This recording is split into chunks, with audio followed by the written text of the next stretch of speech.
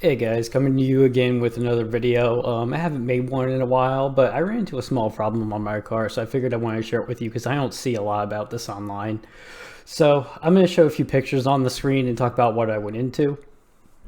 So what I was running into is every once in a while, I was running into an issue where my car was throwing a DTC for the crank trigger reference. Now the sensor that I use, I know is good, and it's a Ford OEM sensor, so that led me into looking for research as to what the problem could be. After looking around and looking on the forums and stuff, I couldn't find much except for maybe one person talked about, hey, have you checked the grounds that are on the coil packs? So that's what I'm showing on the screen right now. Is there are actual grounds that ground to the coil packs on 96 to 98 cars and other cars in the later years, but they might be in a slightly different spot. What this is a Ford capacitor assembly / radio suppressor, but it also acts as a ground. And what can happen is on the passenger side, at least of my Cobra, it seems as though that side was loose. And so it was causing this issue where sometimes it was and wasn't grounded.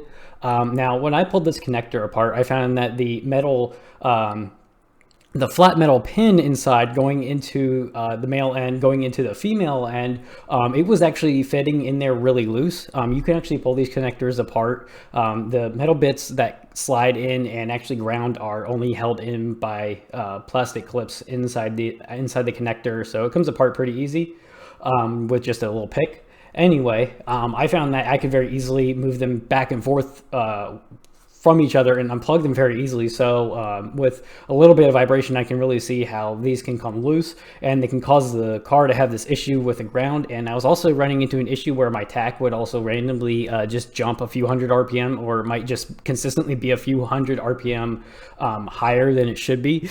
And I at first thought it was an issue with my instrument cluster, because when I'm data logging and showing the RPMs on the on both my stock computer and my aftermarket Haltech showed to be the same. So I'm thinking, what the hell is going on here? After doing some more research into what this radio suppressor does, it really makes sense that that was happening. And same with the DTC I was throwing. So anyway, what I did is I didn't actually video any of it, but on the male end, I wanted it to fit a little easier into the female end.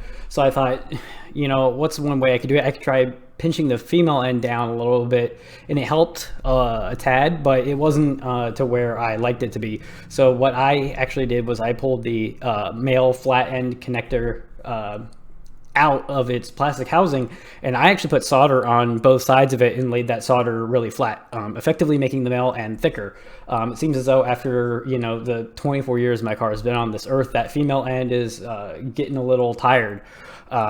But once I made that male end thicker and I tested plugging it in without the plastic bits on it so I could see what was happening, it seemed as though that really alleviated the issue.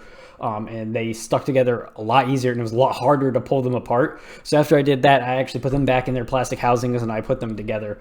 So that really seemed to solve my issue. I don't have an issue with the grounding anymore, and I haven't thrown the DTC since. So this is just a little something that if you're having the same issue that I was and think, oh man, I need a new cluster, clusters don't exist, or you're having issues with the trigger reference error and you think, oh man, I'm gonna have to buy a new $100-something Ford Motorcraft sensor, check this ground first.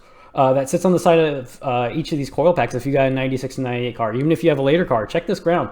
Where it plugs into the wiring harness, it might be loose. When I went out there and I looked at my car, I found that the female end was barely hanging on to the male end. So it was like probably jostling and vibrating around all in there, sometimes grounding, sometimes not. So that's just a little tip for you guys. Hope this helps someone out there after I had this issue and couldn't figure out what it was. I'm looking to create more videos soon. I'm running into some other things with the car. Thankfully, nothing super serious. It might actually be out of injector right now. I hit 90% duty cycle on the car the other day when I was flooring it on E70. So it might be time for a new injector. I got FIC's 775 cc's in there, but it looks like with E70 I'm outgrowing those fairly quickly. Again, quick recap: 9 pounds on a Pro Charger with upgraded impeller, stock size 4.6, about 10-to-1 compression. 450 pump in the tank. So and that thing was really booking. I don't know how much it's making yet. Again, still haven't scheduled to put it on dyno, but I'm hoping to put it on a dyno soon before it gets too cold out here. Anyways, hope to see you guys in the next video.